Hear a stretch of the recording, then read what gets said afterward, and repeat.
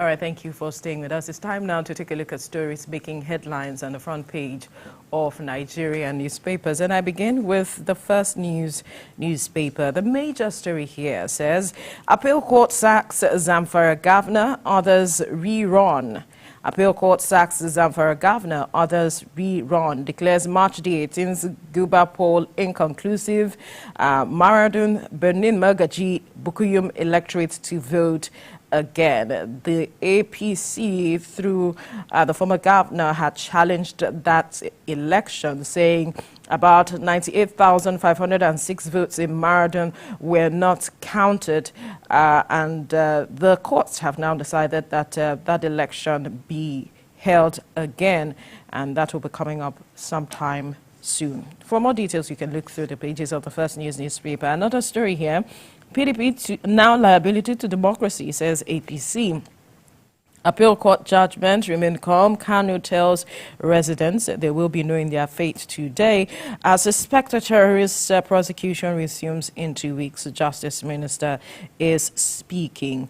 Now, Kanu Guba Appeal Court decides Friday, which is today. Bankruptcy claim, disclose what you inherited, Obi tells federal government. Insecurity, service chips, IGP Sean Senate summons. Governor Adeleke defies court, suspends Osun chief judge. All right. Insecurity has reduced under Tinubu. The National Security Advisor, Nuhu Ribadu, is speaking there. IGP gives 613 deceased officers' families 2.2 billion naira. All the details of these stories on the front page of the First News newspaper. Now we move to the front page of the Daily Trust, still talking about the appeal court sacking of Zamfara governor, ordering a rerun in 3 local government areas. Kanu, Bauchi governors no fate today.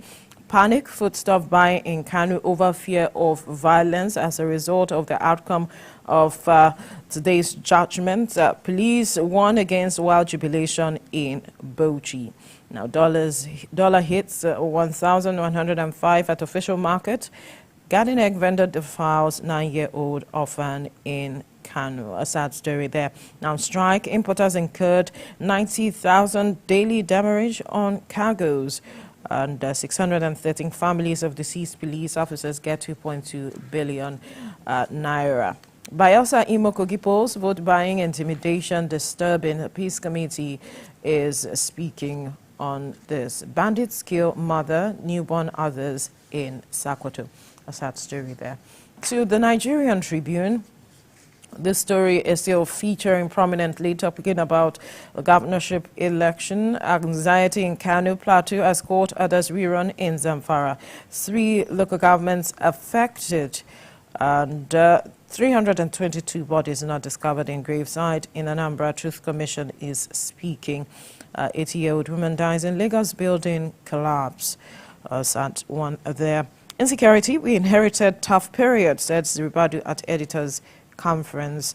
While we are against borrowing to finance 2024 budget, the finance minister is saying Southeast, not Central, gets 3 new Supreme Court justices each, as FJSC nominates ex-CJ and some 21 others for elevation.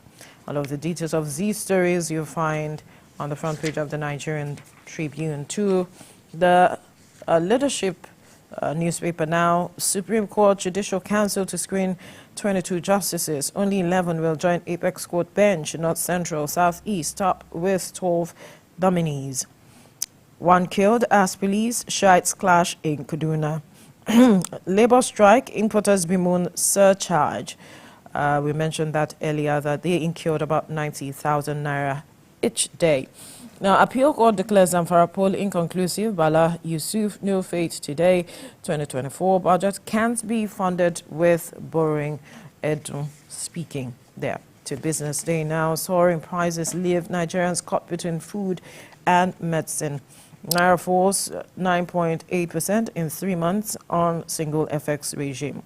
All the details of the stories on the front page of the Business Day. We'll move now to the Punch newspaper. Be patient, inherited crisis won't disappear overnight. Nuhu Ribadu, as the NSA is speaking. Be patient. Inherited crisis won't disappear overnight. NSA appeals to Nigerians. Say Tinubu inherited poor economy, insecurity, exposed deficit inherited from Buhari. Be transparent. Obi challenges the federal government as the Labour Party presidential candidate speaking there. Guinea-Bissau at 50. Tinubu pledges support for West Africa's democracy. And Osun Assembly suspends Chief Judge. Adeleke appoints replacement. Forex, federal government blames low export earnings, plans diversification. All right, some of the stories you find on the front page of the Punch newspaper. And we move now to the Nation newspaper.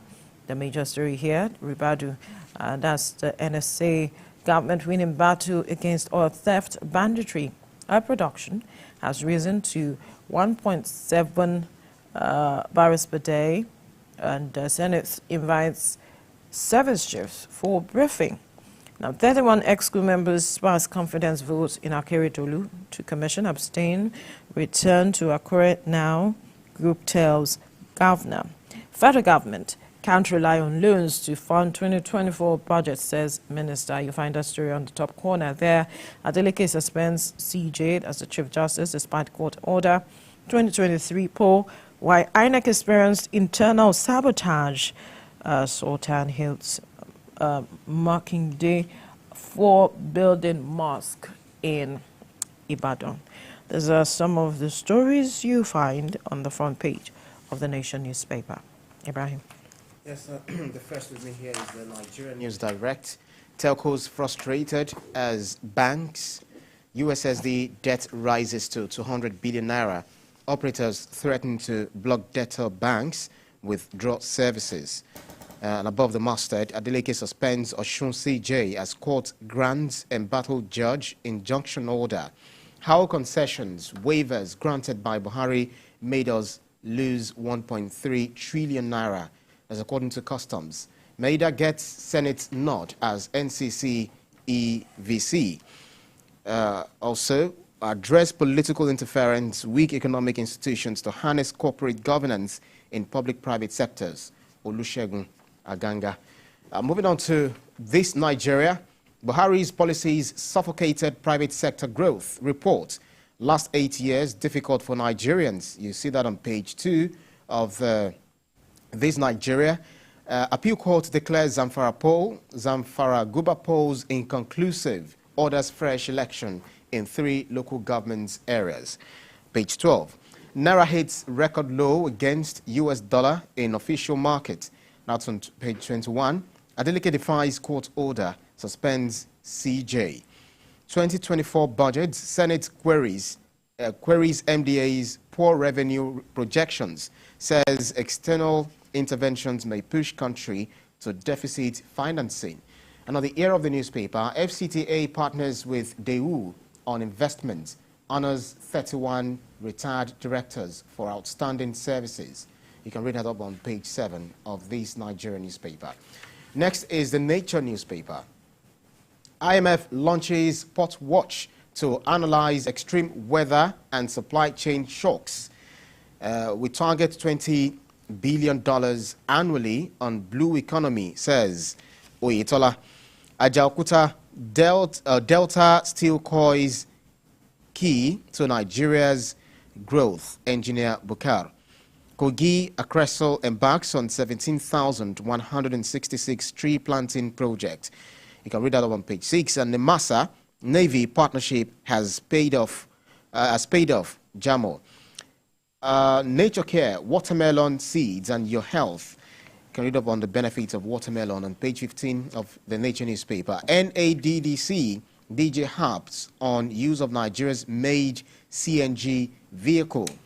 And then fact check, is climate change a scam? You can read that up on page 14 of the Nature newspaper. Next is Daily Independent. Saudi Arabia draws flag for cancelling 177 Nigerians' visas on arrival. Saudi Arabia draws flag for cancelling 177 Nigerians' visas on arrival. Air Peace clarifies position. Bankruptcy claim. Obi challenges federal government to declare state of inherited coffers. That's on page 7. Ondo cabinet members pass vote of confidence on Akeredolu. That's page 6. Supreme Court bench, Justices Samani, Ada, 20 others make FJSC recommendation list.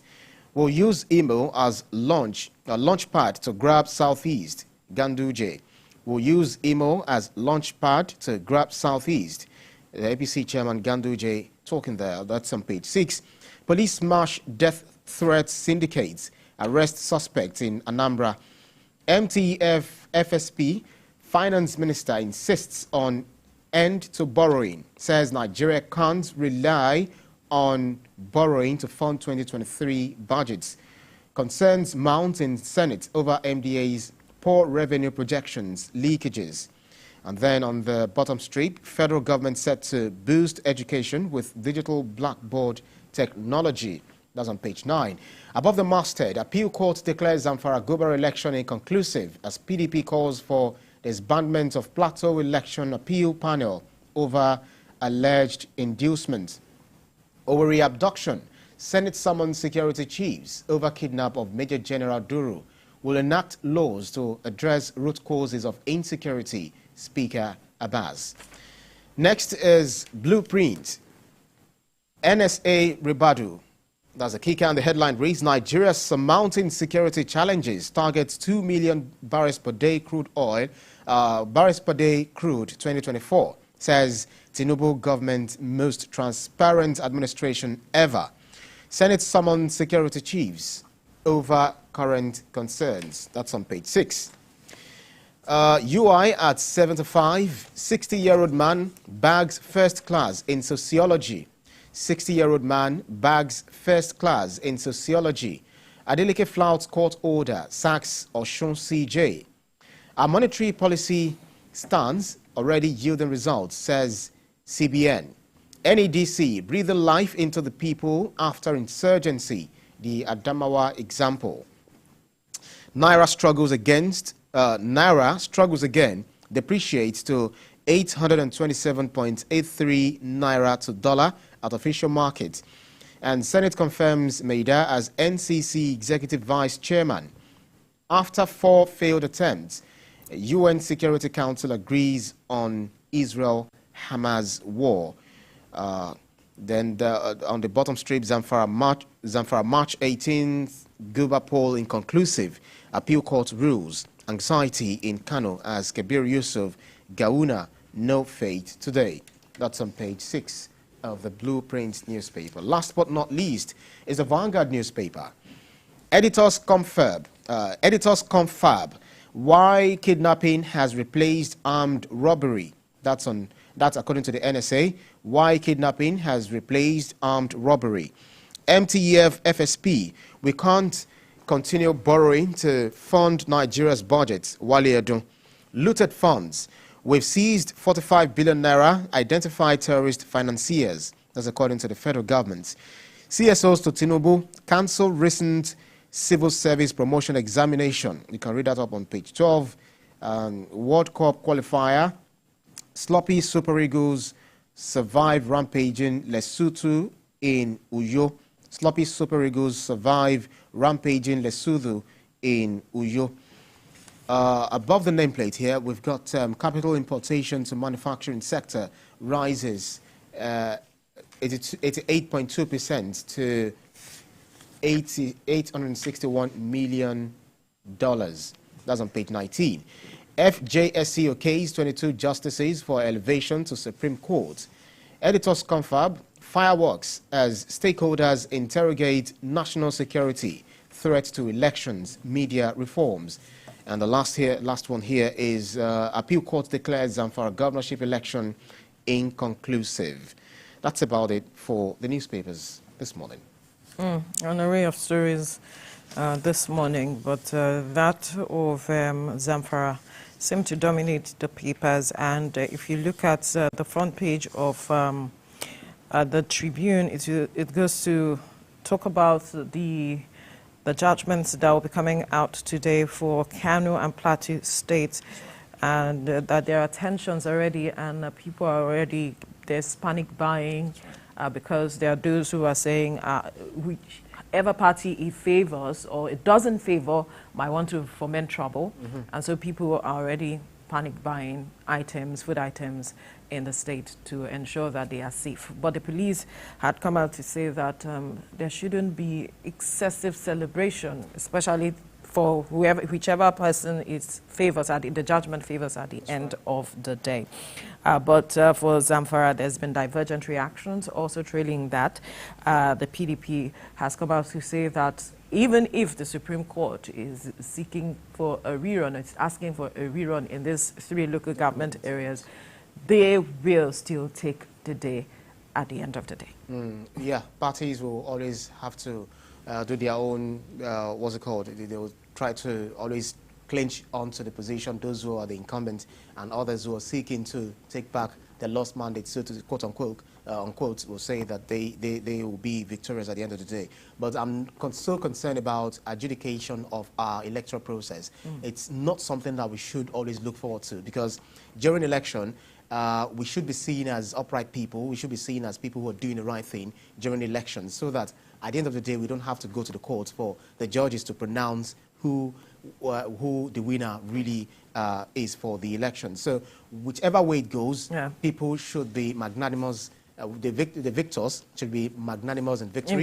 Those who might not, those who will be losing out should also be, what do they call it? They should also have the spirit of sportsmanship. Spirit of sportsmanship. So it shouldn't be a do-or-die affair. It's for the cause of this country, and whoever wins should also, invite the oppositions to. I would have loved to take this conversation further, especially with regards to how much it's going to cost us to have a rerun. That's another matter as we speak, and it's not sitting well with some Nigerians, the fact that we have to spend again because of an election. So it's high time we begin to look at how we can ensure our processes as transparent and free and fair, seem to be free and fair, and that people, because the off-cycle election, we still recorded rejected votes and all of it, how people must ensure that they do the right thing when they go to the polling units